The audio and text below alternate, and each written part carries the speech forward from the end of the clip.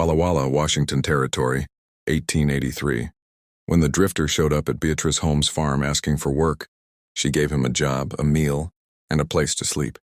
The barn, not the house. The barn with the horses and the hay, and a clear understanding of exactly how much trust she was extending, which was almost none. She was a widow, he was a stranger. The barn was as close as he was getting, and she told him so in plain words. You sleep in the barn. You knock before you come within 20 ft of that house. You give me a reason to doubt you. You're gone before sundown. His name was Caleb Ward, he said. The barn's fine, ma'am. More than fine. By the following winter, Caleb Ward was sleeping under the same roof as Beatrice Holmes. This is the story of how he crossed the distance between the barn and the house, one threshold at a time.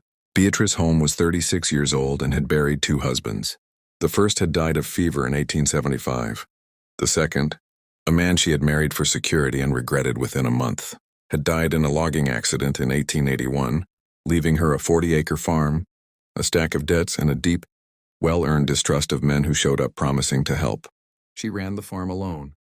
Music wheezy was too much for one person, and she knew it, but hiring help meant trusting a stranger, and Beatrice Holmes had learned that trusting was how you ended up with debts and regrets and a second husband you could not stand. She was sharp, weathered, and entirely without illusions.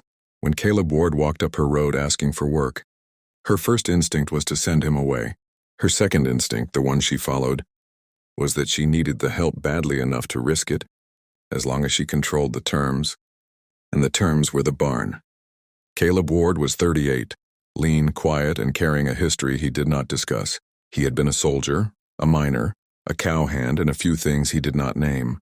He had drifted through the Northwest for a decade, never staying anywhere long because staying meant explaining, and explaining meant the past. And Caleb Ward did not want to talk about the past. He was a good worker.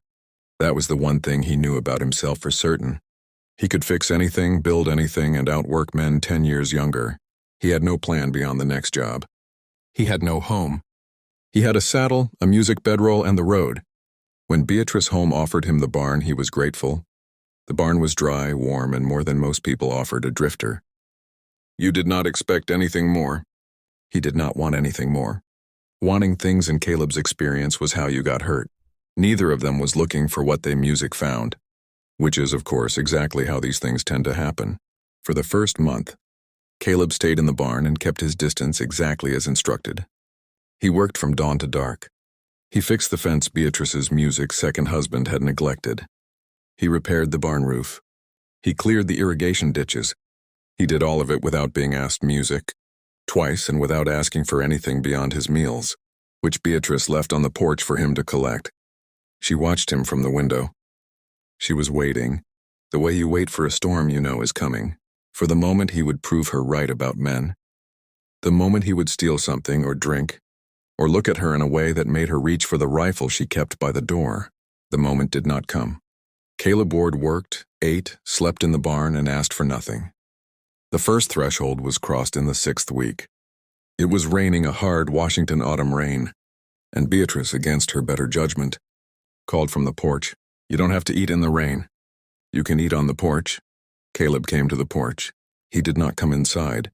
He understood the boundary, but he sat on the porch steps under the eave and ate his supper out of the weather, while Beatrice sat in her chair by the door.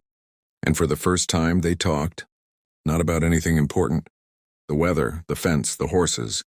But it was the first conversation, and it happened on the porch, which was closer to the house than the barn, and both of them noticed the distance had shrunk. After that, Caleb ate on the porch most evenings. Beatrice began sitting out with him. The conversations grew. She learned that he had been a soldier. He learned that she had buried 2 husbands. They did music, not pry. They offered pieces of themselves the way cautious people do. One small fact at a time, watching to see what the other person did with it. Beatrice found, to her own surprise, that she looked forward to the evenings. The farm had been silent for 2 years. Caleb Ward did not fill the silence with noise. He filled it with presence.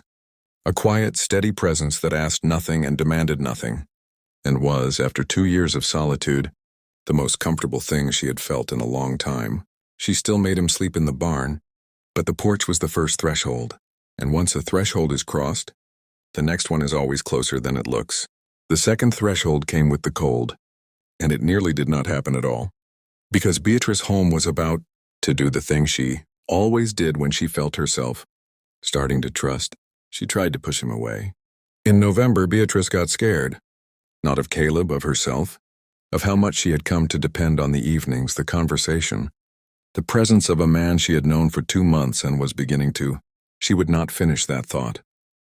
So she did what she always did. She pushed.